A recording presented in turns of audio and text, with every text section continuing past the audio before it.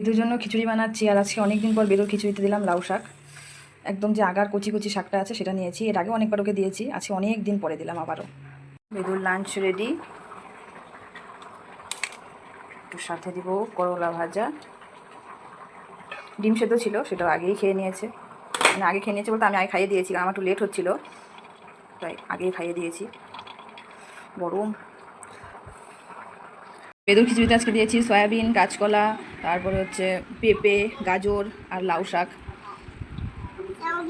হুম হুম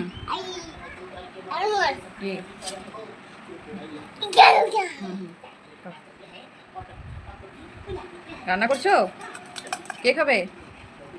কে খাবে তোমার রান্না? কে খাবে?